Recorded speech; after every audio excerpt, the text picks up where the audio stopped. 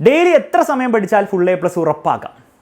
അത് ഞാൻ പറഞ്ഞുതരാം. അതിന് മുമ്പ് ആദ്യം നിങ്ങൾ ചെയ്യേണ്ടത് കമൻറ്റ് ബോക്സിൽ ഇപ്പോൾ നിങ്ങൾ എത്ര സമയം പഠിക്കാറുണ്ട് എന്നുള്ള കാര്യം എന്ത് ചെയ്യുക, കമൻറ്റ് ബോക്സിൽ കമൻറ്റ് ചെയ്യാം. ഇനി നമുക്ക് നേരെ കാര്യത്തിലേക്ക് കടക്കാം.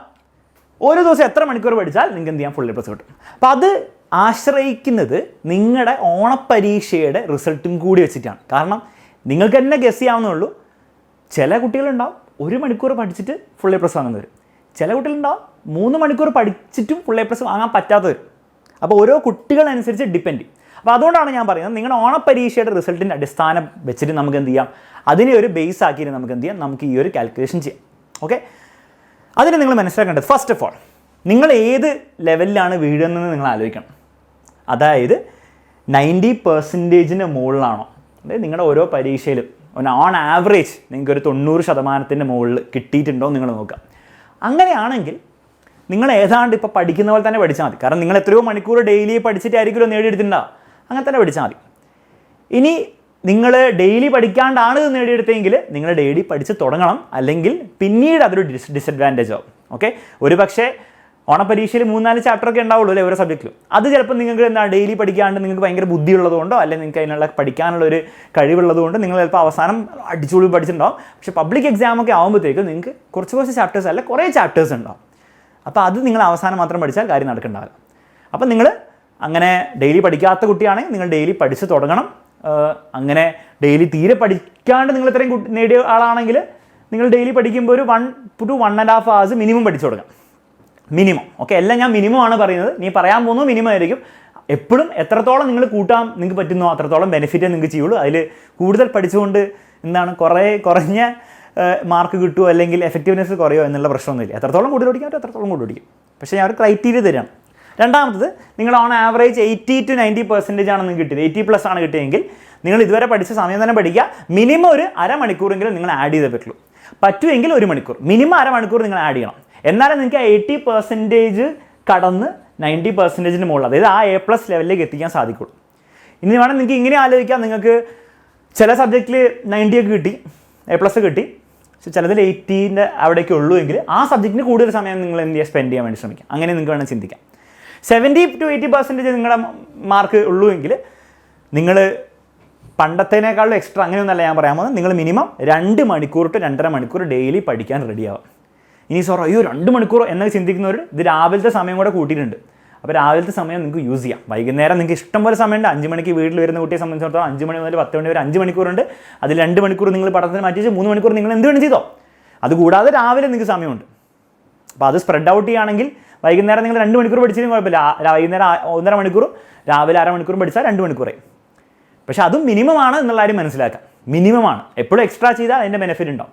ഓൾസോ ഞാൻ ഈ പറയുന്ന ഈ 2 മണിക്കൂർ 2.5 മണിക്കൂർ എന്ന് പറയുന്നത് എന്തിനാണ്? നിങ്ങൾ ഇവിടെ നിന്ന് നിങ്ങൾക്ക് 70% മാർക്കിൽ നിന്ന് നിങ്ങൾക്ക് ഇവിടേക്ക് എത്തിക്കണ്ടേ, നല്ല ഫുൾ A+ കിട്ടുള്ളൂ. അത് എത്തിക്കാൻ വേണ്ടി ഇതില്ലാണ്ട് പറ്റില്ല.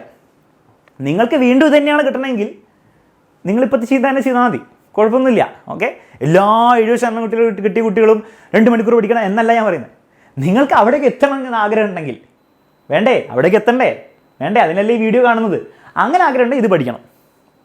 60%, അതായത് 50% പ്ലസ് ആണ് നിങ്ങളെങ്കിൽ, ജസ്റ്റ് 50-ൻ്റെയും 70-ൻ്റെ ഇടയിലാണെങ്കിൽ മിനിമം 2.5 മണിക്കൂർ പഠിച്ചാൽ നിങ്ങൾക്ക് സിലബസ് കംപ്ലീറ്റ് ചെയ്യാൻ പറ്റുള്ളൂ, നിങ്ങൾക്ക് കാര്യങ്ങൾ മനസ്സിലാവുള്ളൂ, നിങ്ങൾ A+ ലെവലിലേക്ക് എത്തുള്ളൂ.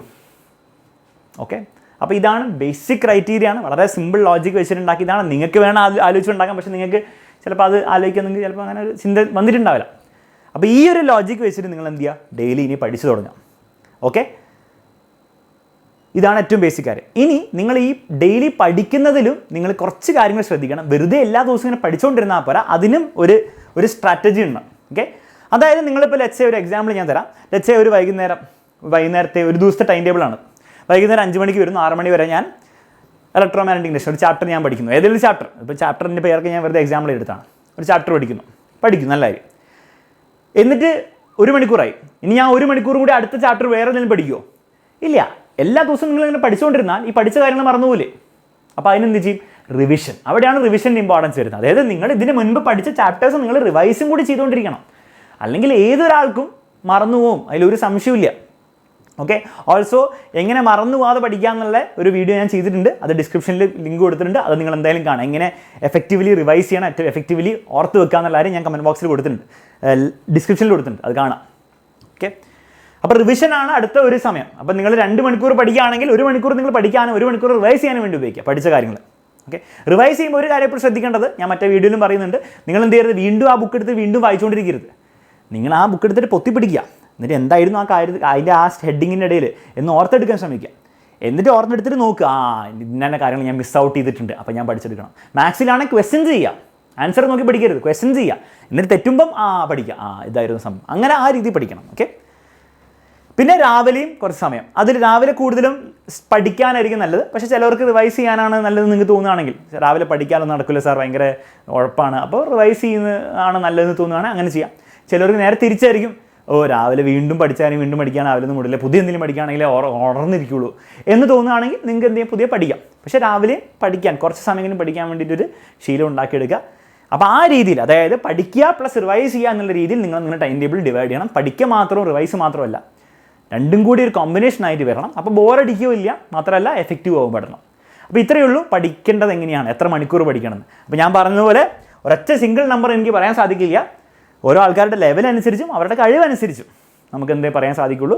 പക്ഷേ എനിവേ, നിങ്ങൾ എന്ത് ബുദ്ധിയുള്ള ആളാണെങ്കിലും നിങ്ങളൊരു 1 മണിക്കൂറൊക്കെ മിനിമം പഠിച്ചാലേ, ഡെയിലി പഠിച്ചാലേ അവസാനം പബ്ലിക് എക്സാം ആകുമ്പോഴേ അത് നടക്കുകയുള്ളൂ. പിന്നെ മറ്റൊരു കാര്യം, നിങ്ങൾക്ക് തോന്നുകയാണ് സാർ എനിക്ക് പഠിക്കാനുള്ള കഴിവൊന്നുമില്ല, എനിക്ക് ഫുൾ A+ ഒന്നും കിട്ടാനുള്ള കഴിവൊന്നുമില്ല എന്ന് നിങ്ങൾ വിശ്വസിക്കുകയാണെങ്കിൽ നിങ്ങൾക്ക് തെറ്റി. നിങ്ങൾക്ക് 1 മണിക്കൂറിലോ 1.5 മണിക്കൂറിലോ അത് നേടിയെടുക്കാനുള്ള കഴിവുണ്ടാവില്ല. പക്ഷേ നിങ്ങൾ ചിലപ്പോൾ 2 മണിക്കൂറിലോ 2.5 മണിക്കൂറോ ഡെയിലി പഠിക്കുന്ന ആളായി മാറിയാൽ നിങ്ങൾക്ക് അത് നേടിയെടുക്കാനുള്ള കഴിവ് വരും. അത്രയേ ഉള്ളൂ സംഭവം. ഓക്കെ. അപ്പോൾ ആ രീതിയിൽ ചിന്തിച്ച് മാക്സിമം എഫേർട്ട് ഇടുക, അതിൻ്റെ അനുസരിച്ചുള്ള എഫക്റ്റ് നിങ്ങൾക്ക് നിങ്ങളുടെ ലൈഫിൽ കാണാൻ പറ്റും. ഓക്കെ. അപ്പോൾ അടിപൊളിയായിട്ട് പഠിക്കുക മക്കളെ, ഫുൾ A+ നമ്മൾ നേടിയെടുക്കും. Bye bye and take care.